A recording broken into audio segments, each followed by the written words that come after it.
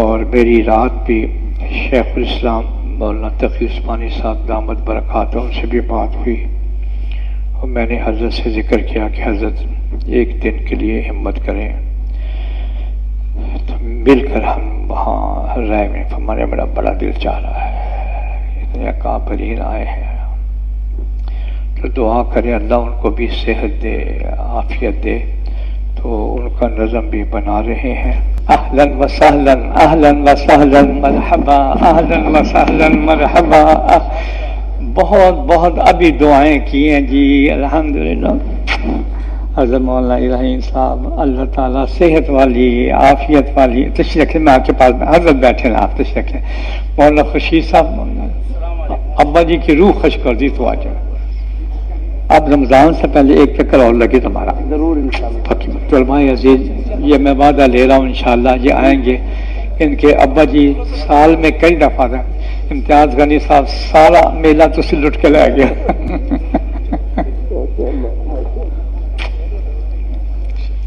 حضرت اللہ صحت سے رکھے، ادھر آ جائیں، بے شک امتیاز غنی صاحب ادھر آ جائیں، میرے پاس آ جائیں، ادھر آ جائیں، ادھر پیسہ وہاں بیٹھے، آپ ادھر آ جائیں، مولانا خورشید صاحب بیٹھے۔ طلباء عزیز آپ تشریف رکھیں، میں آپ کی درخواست حضرت کی خدمت میں بھی عرض کر دیتا ہوں، اب تشریف رکھیں میرے، بیٹھے جی مولانا خورشید صاحب تشریف رکھیں جی۔ بسم اللہ الرحمن الرحیم۔ حضرت الحمدللہ اب یہ طلباء جامعہ شفیہ ہے، دورہ حدیث میں تقریباً کم و بیش 650 طالب علم ہیں، ایک چھت کے نیچے پڑھتے ہیں الحمدللہ، اور اللہ کا شکر ہے سال کے اندر بھی بہت سارے طلباء، اب مجھے صحیح تعداد تو معلوم نہیں، پہلے 200 طلباء تھے، پھر کوئی چلے کے لیے، کوئی فلاں کے لیے، فلاں، الحمدللہ وقت بھی لگا رہے ہیں، یہاں بھی نظم کر رہے ہیں۔ تو ایک تو انہوں نے درخواست یہ کی ہے کہ حضرت دعا بھی فرما دیں کہ اللہ کرے کہ ہم میں سے ہر ایک طالب علم جو فارغ ہو رہا ہے وہ اللہ کی راہ میں نکلے اور اس سے تربیت بھی ہو۔ اور دوسری انہوں نے ذاتی لالچ بیان کی ہے، ذاتی لالچ جس کو کہتے ہیں نا خود غرضی، کہنے لگے حضرت سے کہیں گے کہ ہمیں اجازت حدیث بھی دیتے ہیں۔ وآخر دعوانا لو جی اب لگا رہے ہیں،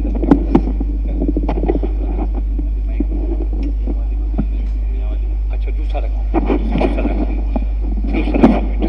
جو اب حضرت میں عرض کرتا ہوں، میں اچھا جی اس وقت اب یہ کرنا حضرت کہ میں مفتی محمد حسن بانی جامع اشرفیہ کا بیٹا ہوں، یہاں کا اہتمام اب میرے ذمہ ہے، اور بخاری شریف بھی ایک عرصے سے میں پڑھا رہا ہوں اور بھی اساتذہ۔ اب جناب سے صرف یہ درخواست ہے کہ آپ ان طلباء کو نصیحت فرما دیں، جو بھی جناب کے دل میں ہے، جتنا بھی آپ آسانی سے کر سکیں، ذرا طبیعت پر بوجھ نہ ڈالیں، اور پھر سب سے بڑی لالچ کہ آپ ہم سب کے لیے دعا فرما دیں۔ بسم اللہ الرحمن الرحیم۔ الحمد للہ رب العالمین، والصلاة والسلام علی سید المرسلین وعلی آلہ واصحابہ اجمعین۔ میرے بزرگوں اور عزیز طلباء،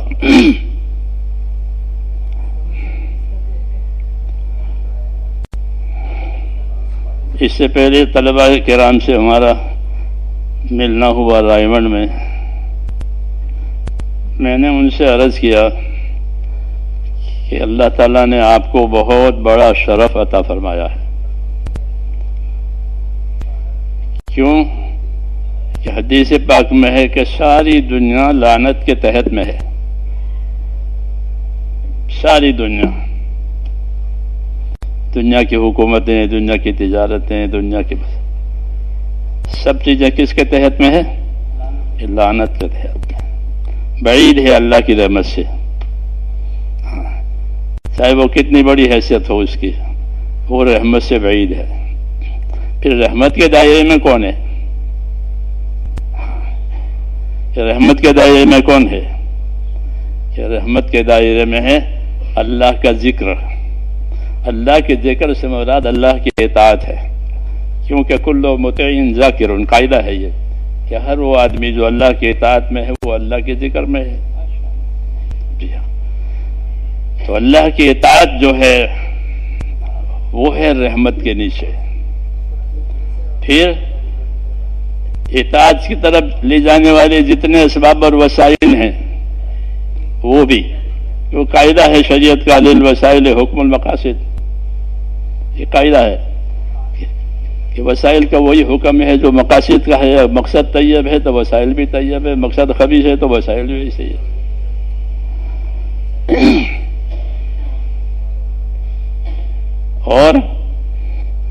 اور کون ہے کہ عالم اور متعلم. الحمدللہ کہ اور اللہ کی رحمت کے نیچے اور اس کے دائرے میں علم والے حضرات ہیں اور اس کے سیکھنے والے حضرات ہیں. کیونکہ دنیا سیکھنے کی جگہ ہے، دنیا برتنے کی جگہ ہے، آخرت انجام پانے کی جگہ ہے. جی ہاں، تو عالم اور متعلم یہ رحمتوں کے دائرے میں ہے. کیونکہ جو علم اللہ تعالیٰ نے ہم کو دیا ہے وہ بہت بڑا شرف ہے. دو چیزیں بڑی نعمت ہیں، ایک ایمان، ایک علم. یہ دو بڑی نعمتیں. ایمان یہ تو اللہ کے تعلق کا نام ہے، اور ایمان کہ ایمان کا اثر یہ ہے کہ ایک آدمی بھی اگر زمین پر اللہ اللہ کرنے والا ہوگا تو قیامت نہیں آئے گی. ایمان کی یہ تاثیر ہے کہ عالم کے بقا کا یہ ذریعہ ہے. یہ عالم باقی رہے گا جب تک ایمان کا اثر باقی رہے گا. ایک آدمی بھی اللہ اللہ کرنے والا ہے زمین روئے زمین پر تو اللہ قیامت نہیں لائیں گے، بلکہ پورا یہ کارخانہ چلتا رہے گا. حالانکہ عام طور پر ایک پیسنجر کے لیے گاڑیاں چلتی ہیں کہ بھئی ایک ہی پیسنجر ہے تو نہیں چلائے گا وہ. لیکن یہ چلے گی کہ ایک آدمی اللہ اللہ کرنے والا ہے تو یہ کائنات باقی رہے گی، وہ سارا نظام اللہ تعالیٰ اس کی وجہ سے چلائیں گے. ایمان. پھر اللہ نے علم اتارا ہے کیونکہ ایمان کا تقاضا اطاعت ہے. ایمان کس چیز کو مقتضی ہے کہ ایمان کا تقاضا اطاعت. کہ اللہ پر ایمان لائے ہیں یعنی اللہ کی اطاعت کریں گے. پیغمبروں کا دنیا میں آنا اسی مقصد کے لیے ہے. وما ارسلنا من رسول الا لیطاع باذن اللہ. انبیاء کرام کی آمد دنیا میں وہ اللہ تعالیٰ کی اطاعت قائم کرانے کے لیے ہی ہے. پھر اطاعت کے حدود قیود تاکہ وہ صحیح ہو جاوے، تقصیر سے اور گولو سے بچ جاوے. اس کے لیے کیا ہے کہ اس کے لیے اللہ تعالیٰ نے علم اتارا صحیح رہبری کے لیے، تاکہ اس میں کسی قسم اس اطاعت میں کسی قسم کی تقصیر نہ ہو.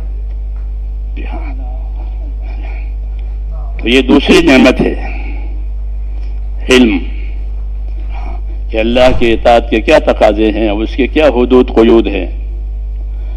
ایک دوسری بات ہے کہ دنیا ہے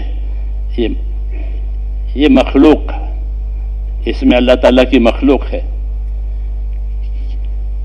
اللہ تعالیٰ نے دنیا کو دار الحقوق قرار دیا ہے کہ یہاں حقوق ادا کیے جائیں گے، اور آخرت کو دار الاجور بتایا کہ وہاں بدلہ دیا جائے گا.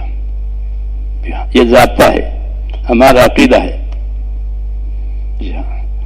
کہ آخرت دار الاجور ہے اور دنیا کہ دنیا دار الحقوق ہے. یہاں حقوق ادا کیے جائیں گے اور آخرت میں اس کا بدلہ دیا جائے گا. تو حقوق کی پہچان کیسے ہو کہ کیا کیا حق ہے؟ تو حقوق کی پہچان کے لیے اور حقوق کی صحیح ادائیگی کے لیے اللہ تعالیٰ نے علم اتارا ہے. یہ ہمارے علم کی غایت ہے کہ اس علم کے ذریعے سے حقوق ادا کیے جائیں گے.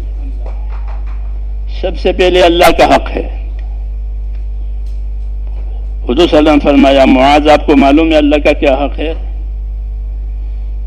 کہتے ہیں آپ بتائیں گے؟ فرمایا اللہ کا حق یہ ہے کہ اسی کی اطاعت کی جائے گی، اس کے ساتھ اسی کی عبادت کی جائے گی، اس کے ساتھ کسی کو شریک نہیں کیا جائے گا۔ تو اللہ کا حق بتایا سب سے پہلے، کیوں کہ یہ ہے حق ادا کرنے کی جگہ۔ اسی طرح چونکہ دنیا تعلقات کی جگہ ہے، تعلقات کی جگہ ہے، یہاں آدمی کے پیدا ہوتے ہی اس کے تعلقات شروع ہو جاتا ہے، یہ ماں ہے، یہ باپ ہے، یہ ددیال ہے، یہ کاروبار ہے، تعلقات ہے۔ اور تعلقات کے حقوق ہوتے ہیں، اس کے حقوق نہ ادا ہوں گے تو وہ تعلقات کیسے صحیح قائم ہوں گے؟ تو چونکہ یہ دنیا دارالحقوق قرار دی گئی ہے اللہ کی طرف سے، اس لیے اللہ تعالیٰ نے ان حقوق کی ادائیگی کے لیے علم اتارا ہے نبیوں پر۔ حضور صلی اللہ علیہ وسلم آخری نبی ہیں، آپ کو کامل طور سے سارا علم دیا گیا، ایمانیات ہو، عبادات ہو، معاملات ہو، معاشرت ہو، ہر لائن کا آپ کو کامل علم دیا گیا ہے۔ وہ علم آپ نے دنیا کو پہنچایا ہے، اسی وجہ سے تاکہ ہر طبقہ اپنی جگہ اپنا علم لے کر کے حق ادا کرنے والا بنے۔ جی ہاں، اس لیے مولانا محمد یوسف صاحب فرماتے تھے ہمارے ہاں ہر شعبے کے فضائل ہیں، ہر شعبے کے مسائل ہیں، ہر شعبے کے فضائل ہیں، ہر شعبے کے مسائل ہیں، عبادت کے فضائل، عبادت کے مسائل۔ جی ہاں، اسی طرح ہر شعبے کے فضائل، ہر شعبے کے مسائل، یعنی اس کا علم دیا گیا ہے کہ ان علم پر عمل کرنے سے کیا ملے گا اور اس کا کیا طریقہ ہے۔ فضائل اور مسائل کا یہ مطلب ہوتا ہے کہ بھئی اس پر ہم کو کیا دیا جائے گا آخرت میں اور دنیا میں، اور پھر اس کے کرنے کا کیا طریقہ ہے۔ یہ ہر شعبے کے فضائل، ہر شعبے کے مسائل دیے گئے ہیں تاکہ ہمارا ہر شعبہ جو ہے وہ علم پر چلے اور صحیح رخ پر یہ قائم رہے۔ اس لیے اللہ تعالیٰ نے ہر شعبے کے علوم ہمارے اوپر رسول صلی اللہ علیہ وسلم کے ذریعے سے گویا ہمیں دیے گئے ہیں، اس لیے ان کا سیکھنا فرض ہو گیا کہ یہ علم سیکھنا کہ یہ فرض اور لازم ہے، ورنہ آدمی جاہل رہے گا۔ ہاں، وہ جاہل تو ایسا ہوتا ہے جیسا نابینا ہوتا ہے۔ جی ہاں، اسے کچھ پتہ نہیں کیا اونچ ہے کیا نیچ ہے۔ جی ہاں، ایسے ہی جب علم نہیں ہوگا تو وہ اپنی ذمہ داریوں کو کیسے پورے کر سکے گا؟ یہ تو ایک بے خبر ہے۔ اس لیے اللہ تعالیٰ نے ہم کو علم سے نوازا اور علم کو فرض کیا کہ اپنی زندگی علم والی بناوے، جس لائن میں ہو اس لائن کا علم اس کے ذمہ ضروری ہے تاکہ اس کو فضیلت ملے اور آخرت میں اس کا بدلہ ملے اور دنیا میں اس کا حق ادا ہو جائے۔ اس لیے اس علم کو عام کیا گیا، اس کا سیکھنا ضروری قرار دیا کہ اس علم کے بغیر نجات نہیں ہے، اس کے بغیر نجات نہیں ہے۔ جہالت ہے، جہالت جہنم میں لے جاتی ہے۔ ہمارے پڑھنے کے زمانے میں ایک کتاب پڑھائی جائے کریمہ، پتہ نہیں ہے بھیا نے ہستہ مسیر کمند ہوا، اب نہیں ہے۔ مختصر سی کتابیں ہوتی تھی، وہ کریمہ ہے، پندنامہ ہے، یہ پڑھے۔ پندنامہ کے بارے میں تو ہمارے ایک بزرگ فرماتے تھے کہ تو سرانے رکھنے کی کتاب ہے کہ پڑھ کے سو جاؤ، اٹھ کے پڑھو۔ رائیوڈ میں فارسی کا سال ہے، اس میں ساری کتابیں ہیں، نام حق کریمہ، پندنامہ، مالا، نام حق کتاب میں منظوم کتاب ہے، اس میں کتاب کے مسائل ہیں، منظوم مسائل ہے۔ نام حق میں نہیں پڑھی ہے، نماز کے موٹے موٹے مسائل نظم میں۔ تو کریمہ ہے، وہ کریمہ پر بات آئی۔ تو کریمہ میں یہ ہے کہ سرانجام جاہل جہنم بود، کہ جاہل نکو عاقبت کم بود۔ یہ کہ جاہل کا سرانجام کیا؟ کہ ظاہر کا سرانجام جہنم۔ کیوں؟ کہ اس نے حقوق کی پائمالی کی ہے، حقوق سے بے خبر رہ کر اس سے حقوق کی پائمالی ہوئی ہے، اس لیے اس کو سزا ملے گی۔ اور رہا علم کہ علم ہے تو سارا نظام صحیح ہے، اس کریمہ میں ہے تو رہا علم دردین و دنیا تمام کہ کاری تو از علم غیرت نظام. یہ کہا علم تیرے لیے کافی ہے دنیا آخرت کے نظام کے لیے. کیوں؟ اس میں سارے حدود ہے، قیود ہے، جی ہاں سب چیزیں اس کے اندر بیان کی گئی ہے. تو ہمارا علم جو ہم کو ملا ہے وہ اس مقصد سے ملا ہے کہ اللہ نے دنیا کو دار الحقوق قرار دیا ہے. تو حقوق کی معرفت کے لیے علم اللہ نے اتارا ہے، اس لیے اس کا سیکھنا فرض ہو گیا تاکہ حق ادا کر کے آخرت میں جائیں. اس کی فرضیت اسی وجہ سے کہ حق ادا ہو جائے گا، نہیں تو حق نہیں ادا ہوگا حالت کی وجہ سے. اس لیے تو اس کو سیکھنا سکھانا لازمی ہو گیا. ایک بات. دوسری بات کہ یہ علم جو ہے ایک بطور امانت کے آیا ہے، اس میں کسی قسم کی کوئی تبدیلی تحریف جائز نہیں ہوگی. یہ امانت ہے، جیسا ہے ویسا ہی رکھا جائے گا، ویسا ہی سکھا جائے گا، ویسا ہی بتایا جائے گا. یہ اللہ کی امانت ہے، اس کی حفاظت بھی ضروری ہے اور پھر امانت ہونے کی وجہ سے اس کی اشاعت بھی ضروری ہے. کیوں کہ ایک مشترک سرمایہ ہے، یہ سب کی ہدایت کے لیے آیا ہے، سب کی رہبری کے لیے آیا ہے، سب کی نجات کے لیے. اس علم کی مثال حضور صلی اللہ علیہ وسلم نے آسمان کے پانی سے دی ہے.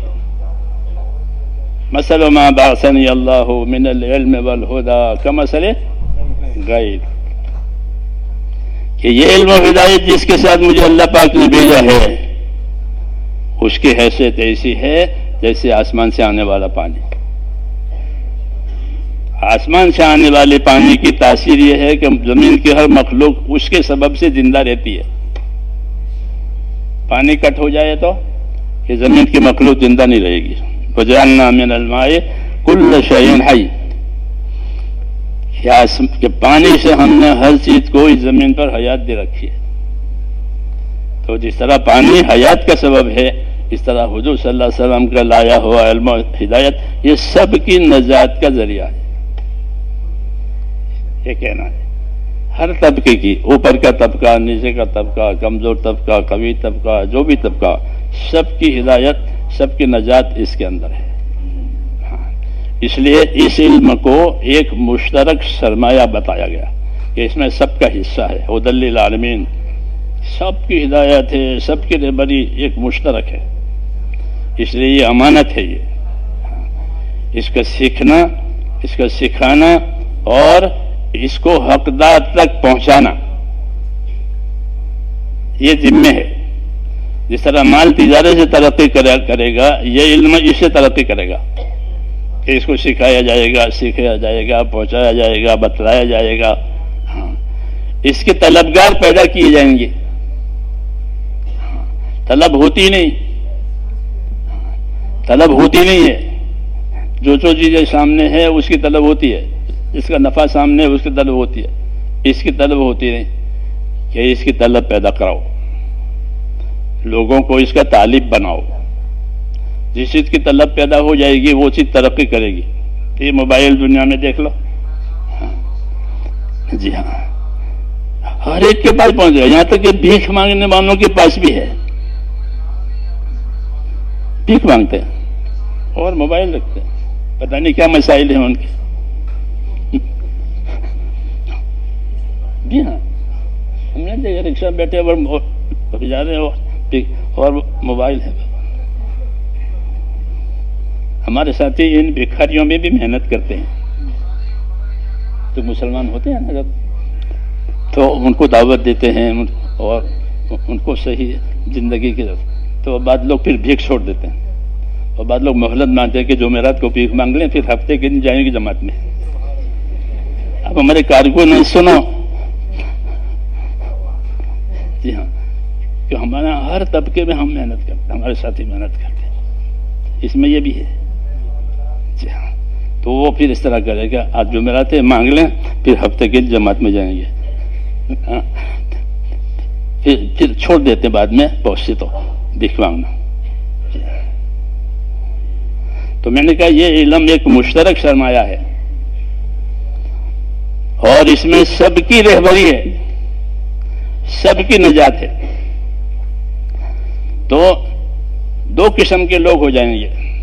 ایک قسم وہ ہوگی کہ جن کو اپنی طلب ہے، اپنی فکر ہے کہ مجھے یہ حاصل کرنا چاہیے، وہ تو خود ہی آ جائیں گے اپنی طلب کی وجہ سے. یہ مجمع جیسے ہے، یہ اہل طلب کا مجمع ہے، یہ خود ہی پہنچ گئے. ایک بڑا طبقہ وہ ہے کہ جس میں کوئی طلب ہی نہیں ہے، ناواقفیت کی وجہ سے، جہالت کی وجہ سے ان میں کوئی طلب نہیں ہے اپنے دین کی، اپنے آخرت کی، اللہ کے کیا انعامات ہیں، کیا اکرام ہے اللہ کی طرف سے، اس کی کوئی خبر نہیں ہے ان کو. ان کا کیا کرنا؟ تو نبیوں کا طریقہ یہ رہا کہ ان میں طلب پیدا کرانا، ان کو اللہ کے انعام، اکرام، اپنی زندگی کی ذمہ داریاں یہ بتا کر ان کو اس پر لانا تاکہ وہ بھی دین سیکھے. بے طلبوں میں طلب پیدا کرانا، اس کو دعوت کہتے ہیں. طلبگاروں کو طلب دینا، اس کو تعلیم کہتے ہیں. یہ تو طلبگار ہیں، ان کا تو حق ہو گیا، یہ تو مہمان ہو گئے، ان کے بارے میں تو حضور صلی اللہ علیہ وسلم کی وصیتیں ہیں. جی ہاں، یہ طلب کے ساتھ آئے ہیں کہ ان کو تو ان کا مطلوب دیا جائے گا، اور جن میں جو بے طلب ہیں کہ ان میں طلب پیدا کراؤ تاکہ وہ بھی زندگی کے مقصد پر آئیں اور اپنی زندگی کے مقصد کے مطابق اپنی زندگی گزاریں. تو اللہ تعالیٰ کی کتاب جو ہے وہ سب کے لیے ہے، علم سب کے لیے ہے، مشترک. اس لیے بے طلبوں میں طلب پیدا کرانا یہ ایک بڑا کام ہے. بڑا کام ہے. جیسے کہ دنیا میں کسی کو ایسی بیماری ہوگی کہ بھوک نہیں لگتی، نیند نہیں آتی، تو کیا کرتے ہیں کہ ایسا علاج کرو کہ اس کو بھوک لگے اور یہ کھانا کھاوے بھوک سے. نیند نہیں آتی، نیند آنا ضروری ہے، بھوک لگنا ضروری ہے. تو ایسے ہی زندگی کا مقصد اور آخری طرف طلب کہ یہ ضروری ہے، ورنہ تو زندگی بیکار ہو جائے گی اس کی. تو طلب پیدا کرانا، تو اللہ تعالیٰ نے نبیوں کے ذمے یہ بھی رکھا ہے کہ بے طلبوں میں طلب پیدا کراؤ. تو وہ بے طلبوں میں طلب پیدا کرانے کے لیے ان کے اوپر محنت کرتے تھے، اور اس محنت میں ان کو اپنی زندگی کی ذمہ داریوں کو سمجھاتے ہوئے اللہ کے انعامات، اکرامات، اللہ کیا دینے والے ہیں وہ بتاتے تھے. دوسرا کہ ان کے ساتھ حسن معاشرت اور اچھے اخلاق سے ان کے ساتھ معاملہ کرتے تھے، جس کی وجہ سے وہ مانوس ہوتے تھے. اگرچہ اس کام کی رفتار دھیمی ہے لیکن بنیادی ہے کہ اللہ کے انعام کرام بتا کر کے ان کو اللہ کی طرف متوجہ کرنا، آخرت کی طرف متوجہ کرنا، اپنی زندگی کی ذمہ داریوں کی طرف متوجہ کرنا. پھر اگر وہ نہیں مانتے ہیں تو اگر وہ نہیں مانتے ہیں تو ان کو چھوڑتے نہیں ہیں، بلکہ انبیاء کرام صبر کر کے اپنا کام پورا کرتے ہیں اور ان کے ساتھ حسن اخلاق سے، حسن معاشرت سے زندگی گزارتے ہیں. جی ہاں، اس لیے ہر نبی دنیا میں اخلاق کے ساتھ آیا اور ترغیب کے علم کے ساتھ بھیجا گیا کہ ترغیب کا علم یہ ہر نبی کو دیا تھا کہ لوگوں کو ترغیب دے کہ اللہ تعالیٰ نے تمہارے لیے کیا کیا تیار کیا ہے، اللہ تمہیں تمہاری اطاعت اور عبادت پر کیا کیا دینے والے ہیں. ترغیب کا علم یہ ہر نبی کے پاس آیا، رسول صلی اللہ علیہ وسلم کے پاس بھی آیا، آپ نے خوب ترغیبیں دی ہیں. جی ہاں، کہ اللہ یہ دینے والے ہیں، اللہ یہ کرنے والے ہیں، اللہ اس طرح تمہارے حالات کو بنائیں گے، تمہارے عمل پر یہ حالات ہو جائیں گے، وغیرہ وغیرہ. فضائل تاکہ لوگوں میں اس کی رغبت پیدا ہو جائے. دوسرا طریقہ ان کو مانوس کرنے کا وہ انبیاء کرام علیہ الصلوۃ والسلام کے اخلاق، ہمدردی ان کی ناشائستہ حرکتوں پر صبر کرنا، یہ دوسری چیز ہے جو ان کو مانوس کرتی ہے۔ رسول صلی اللہ علیہ وسلم چونکہ سب سے اشرف اور اعلیٰ انبیاء کرام میں، آپ کو اللہ تعالیٰ نے اخلاق کا سب سے اونچا معیار دیا گیا، کیونکہ آپ کے سامنے جو جہالت تھی، جاہلیت تھی، وہ بھی بہت پکی تھی، پکی جاہلیت۔ ہاں، کتنے صدیاں گزر گئی تھی اس جاہلیت پر، تو جاہلیت کا توڑ اس کے سوا نہیں ہو سکتا تھا کہ اچھے اخلاق کے ساتھ ایک بات چلائی جائے، اس کی وجہ سے جاہلیت کٹی۔ جی ہاں، اور لوگ آپ کی طرف متوجہ ہوئے، سب سے پہلے آپ کی امانت، آپ کی صداقت ظاہر ہوئی۔ ہاں، ایک مدت تک کہ یہ آدمی سچا ہے، یہ آدمی امانت دار ہے، تو لوگ مانوس ہوئے۔ پھر آپ صلی اللہ علیہ وسلم نے اپنی دعوت رکھی اور زندگی کا مقصد کی طرف متوجہ کیا کہ اصل زندگی تو عبادت کی زندگی ہے اللہ تعالیٰ کی، اور اس پر آپ نے اس انداز سے محنت کرائی کہ لوگوں کو اللہ کے انعامات اور اکرامات بتائے، اور زندگی کی ذمہ داری کے کیا نتائج آئیں گے موت کے بعد، اور یہ بتایا کہ اصل زندگی تو آخرت کی زندگی ہے۔ دنیا ہمارے لیے پیدا کی گئی ہے اور ہم آخرت کے لیے پیدا ہوئے ہیں، یہ بتایا گیا۔ اور آخرت کے لیے کہ آخرت کے لیے یہ ہے، تو ہم کو آخرت بنانے کے لیے آخرت والا علم دیا ہے۔ جو علم ہم کو ملا ہے وہ آخرت بنانے والا علم ہے۔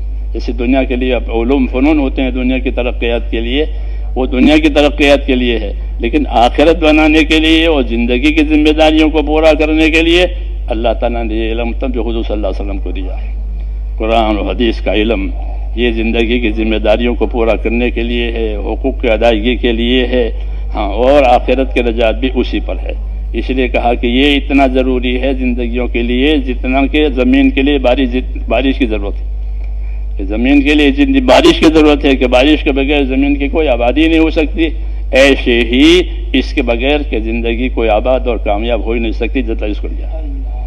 اس لیے یہ دیا گیا اور اس کے ساتھ اس کی محنت دی گئی کہ اس کی محنت کرو اور لوگوں کو اس کے کیا کیا اس کے اندر خوبی ہے اور کیا کیا اس کے پیچھے ملنے والے ہیں انعامات اللہ تعالیٰ کے، اس کی ترغیب۔ جی ہاں، تو اس طرح یہ کام ہوا تو لوگوں میں دھیرے دھیرے اس کی طلب پیدا ہوئی، یہاں تک کہ پھر یہ طلب بڑھ گئی جو اس کی محنت ہوئی، اور لوگ خوب اس کے طالب ہوئے۔ جی ہاں، اور اپنی طلبوں سے بڑے بڑے علوم حاصل ہوئے، اللہ تعالیٰ نے کامیابی دے دی۔ بے طلب ماحول تھا، اب بعد میں اس میں طلب آ گئی، اور پھر اللہ تعالیٰ نے اس کو انجام تک پہنچایا۔ تو اس لیے ہماری زندگی کی ذمہ داری ہے کہ یہ ایمان اور علم، یہ دو ہماری زندگی کی بنیادیں ہیں، اور یہ ایک مشترک امانت ہے، اس میں خود بھی اپنے آپ کو قائم رکھنا ہے، اور دنیا میں یہ چیز چلے اس کے لیے ہمیں محنت کرنی ہے۔ تو اس محنت کے لیے یہ ایک محنت اللہ نے ہم کو یہ بھی ایک محنت دی ہے، یہ محنت چلتی ہے تو لوگوں کی زندگیوں میں تبدیلیاں آتی ہیں، آخرت کی طرف شعور اور دھیان بڑھ جاتا ہے، اور پھر وہ اپنی زندگی کی ذمہ داریاں پوری کرنے کے لیے سیکھتے ہیں یا جاننے والوں سے پوچھتے ہیں۔ طلب کی علامت ہے کہ سیکھے یا جاننے والوں سے پوچھے، تو یہ بات پیدا ہو گئی۔ سنا سے اب لوگ ان مسائل کو اور دینی باتوں کو طلب کی وجہ سے پوچھنے لگے، اگرچہ یہ 100% نہیں ہوا ہے، لیکن اللہ کا بہت فضل ہوا کہ پھر بھی بہت ایک مقدار میں بڑی طلب پیدا ہو گئی ہے۔ اس لیے اللہ تعالیٰ نے ہم پر یہ کرم کیا ہے کہ ایک تو ہم کو علم دیا ہے، اور علم کے ساتھ ہم کو اس کی دعوت اور محنت دی کہ حضور صلی اللہ علیہ وسلم نے اپنے تمام علوم کو دعوت کے ساتھ جوڑا ہے۔ جو علوم آپ پر نازل ہوئے آپ نے اس کی دعوت دی ہے، آپ نے اس کے ساتھ لوگوں کو بلایا ہے، کیونکہ یہ مشترک ہے، سب کے لیے آیا ہے۔ اس لیے یہی ہماری ذمہ داری ہے کہ بھئی علم کی کیا غایت ہے، کہ علم کی غایت یہ ہے کہ اپنی ذات سے اپنے آپ کو اس علم کا پابند کرنا اور دنیا میں اس علم کو رائج کرنا، تاکہ سب کی آخرت بنے اور دنیا سلامت رہے۔ اس علم کے دو فائدے ہیں کہ آخرت بن جائے گی اور دنیا اس علم کی وجہ سے سلامت رہے گی، کیونکہ اس علم میں حقوق کی ادائیگی کی ہدایت ہے کہ اس علم کے ذریعے سے حقوق ادا ہوں گے۔ ظاہر بات ہے جب حقوق ادا ہوں گے تو کوئی فساد نہیں ہوگا، فساد ہوتا ہے وہ حقوق کی پائمالی کی وجہ سے ہوتا ہے۔ جب حقوق کی پائمالی نہیں ہوگی تو پھر یہ آباد ہو جائے گی۔ اس لیے حضور صلی اللہ علیہ وسلم کی تعلیم کے ذریعے سے لوگ بھائی بن گئے، اور یہی آپ کی رہبری بھی تھی، کونوا عباد اللہ اخوانا، اللہ کے بندے رہو، آپس کے بھائی رہو۔ تو اللہ کی بندگی کا حق بھی ادا کرنا ہے، آپس کی بھائی چارے کا حق بھی ادا کرنا ہے، اس کے لیے اللہ تعالیٰ نے ہمیں یہ علم دیا ہے. یہ اپنی ذات سے سیکھنا بھی ہے اور دوسروں میں اس کی اس لیے محنت کرنی ہے تاکہ وہ بھی اس کو حاصل کرے. اس لیے پڑھنے کے زمانے میں پڑھنا ہے اور محنت سے پڑھنا ہے. ہاں، کیونکہ یہ علم بغیر محنت کے ملتا نہیں ہے. بزرگوں نے فرمایا کہ یہ دو محنتوں سے پرواز کرتا ہے، ایک حاصل کرنے کی محنت، ایک عمل کرنے کی محنت. تحصیل اور تعمیل یہ دو بنیاد ہے کہ اس کے حاصل کرنے میں محنت کی جاوے، اچھی طرح سے اس کی محنت کی جاوے، پھر اس کے ساتھ ساتھ اس پر عمل بھی ہو جاوے. ہاں، کیونکہ یہ عمل کرنے کے لیے آیا ہے، یہی اس کی جان ہے کہ اپنا علم پر عمل کیا جاوے. ہاں، تو اپنی ذات سے اپنا اس کو پابند بنانا، ہاں، یہی اس کی اصلی غایت ہے کہ علم سے مراد عمل ہے. پھر اپنا عمل بناتے ہوئے یہ بھی عمل میں شامل ہے تعمیل میں کہ دوسروں میں اس کی دعوت دی جاوے، دوسروں کو اس کا طلبگار بنایا جاوے. کیونکہ جس چیز کی دعوت ہوگی تو وہ چیز ترقی کرے گی، جو ترقی کرے گی وہ چیز باقی رہے گی. جس کی دعوت نہیں ہوگی تو وہ کیسے ترقی کرے گی، وہ ترقی نہیں ہو تو کیسے باقی رہے گی. تو یہ بقا کا یہی ذریعہ ہے. اس لیے کہتے ہیں پڑھنے کے زمانے میں کہ پڑھیں اور خوب محنت سے پڑھیں یکسوئی کے ساتھ، کیونکہ یکسوئی کے بغیر یہ ملتا نہیں ہے. ہاں، اس کے آداب ہیں، اس کے یکسوئی ہیں. اور پھر جب پڑھ لیں فارغ وقت ہے کہ تو اس عمل کو اس علم کو اپنے عمل میں لانے کے لیے دوسروں میں جا کے محنت کریں. ہاں، دوسروں میں جا کے محنت کریں تاکہ اس عمل پر عمل کرنے کے مواقع ہم کو حاصل ہو جائیں. ہاں، جس طرح مال تجارت سے ترقی کرے گا اسی طرح یہ علم اس محنت سے ترقی کرے گا. ہاں، کہ پھر جن میں طلب نہیں ہے ان میں طلب آئے گی. چنانچہ محنت کے ذریعے سے لوگوں نے اگر ان میں طلب نہیں، ان کو موقع نہیں ملا تو انہوں نے اپنے اولادوں کو بنایا عالم. دور دور جزیروں میں ہم جانا ہوا، فیجی وغیرہ میں، تو وہاں مدرسے چل رہے ہیں دور دور جزیروں میں. ان جزیروں میں تو معلوم ہوا کہ جماعتیں پہنچی اور جماعتیں پہنچا ان کو ذمہ داری بتائی تو ان کا ہمارا تو وقت نکل گیا لیکن ہماری اولاد، تو انہوں نے پھر جی ہاں، تو وہ مدرسہ تھا. میں فیجی میں ایک دور کے علاقے میں گیا تو ایک کسی مناسبت سے میں نے کوئی شعر پڑھا تھا مولانا اسد اللہ صاحب کا. جی ہاں، تو ایک صاحب مجھے کہ وہ شعر دہراؤ. میں کہا آپ کون ہیں؟ کہ میں بنگلہ دیش سے ہوں اور یہاں مدرس ہوں. وہاں یہاں مدرسہ ہے اور میں پڑھاتا ہوں. تو وہاں دور دور جزیروں میں مدرسے ہو گئے الحمدللہ، لوگوں میں طلب پیدا ہو گئی. تو بارش کی طرح سے یعنی محنت کی طرح محنت ہوئی کہ بارش کی طرح سے چیزیں زندہ ہو جاتی ہے. اس لیے ہم کو اللہ تعالیٰ نے یہ ذمہ داریاں دی ہے کہ ہمارے ساتھ علم بھی ہے اور پھر اس علم کی دعوت اور محنت بھی ہے. تو وہ بے طلبوں کو بھی مفید ہوگا اور طلب کرنے والوں کی ترقی ہوگی. اس لیے یہ ترتیب ہے کہ پڑھنے کے زمانے میں تو اہتمام سے پڑھیں، ہاں، پورا رسوخ کے ساتھ. اور فارغ وقت میں اس سنت کو ادا کرنے کے لیے، دعوت کی سنت کو ادا کرنے کے لیے لوگوں میں جائیں اور جماعتیں بنا کر کام کریں. یہ ہماری عرض ہے. انشاءاللہ اس کے لیے تیار ہیں؟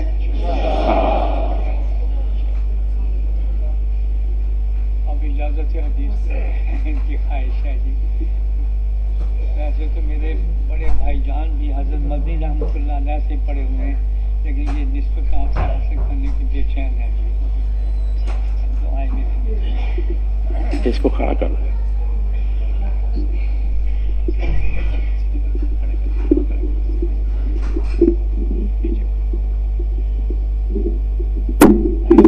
جب ہماری بخاری شریف حضرت ختم ہوئی دیوبند میں، حضرت چوکی پر بیٹھے ہوئے تھے سبق دینے کے لیے.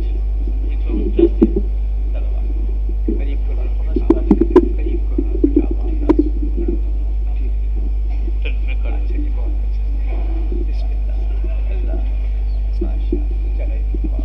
تو میں یہ عرض کر رہا تھا مجھے ہماری بخاری شریف ختم ہوئی تو حضرت رحمۃ اللہ علیہ چوکی پر سبق پڑھاتے تھے اوپر دارالحدیث میں.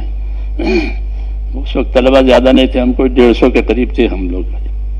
تو پھر جب بخاری شریف ختم ہوئی تو حضرت چوکی پر کھڑے ہو گئے. اور چوکی پر کھڑے ہو کر کے ہم لوگوں کو اللہ تعالیٰ ان کو جزائے ہم سے فرمایا کہ میں تم سب کو بخاری شریف کی اجازت دیتا ہوں. تو تو اس طرح مجھے کھڑے ہو کر انہوں نے ہم کو اجازت دی، اس طرح آپ حضرات کو بھی کھڑے ہو کر کے اس سند کی اجازت دیتا ہوں۔ اللہ تعالیٰ آپ کو برکت عطا فرما لے۔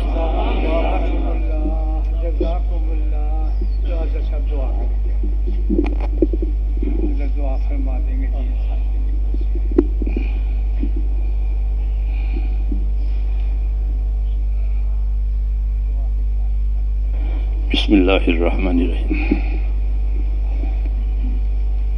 اللهم لك الحمد كله ولك الشكر كله ولك الملك كله بيدك الخير كله إليك يرجع الأمر كله لا إله إلا الله وحده لا شريك له له الملك وله الحمد ويحيي ويميت وهو على كل شيء قدير اللهم صل وسلم وبارك على سيدنا محمد النبي الأمي وعلى آله وأصحابه أجمعين اللهم زدنا نبينا محمدا صلى الله عليه وسلم بما هو أهله وزي الأنبياء كلهم خيرا وسلام على المرسلين والحمد لله رب العالمين ربنا ظلمنا أنفسنا وإن لم تغفر لنا وترحمنا لنكونن من الخاسرين ربنا ظلمنا أنفسنا وإن لم تغفر لنا وترحمنا لنكونن من الخاسرين ربنا إننا آمنا فاغفر لنا ذنوبنا وقنا عذاب النار اللهم أقبل بقلوبنا إلى دينك وأقبل بقلوب جميع المسلمين إلى طاعتك اللهم إن قلوبنا ونواسينا وجوارحنا بيدك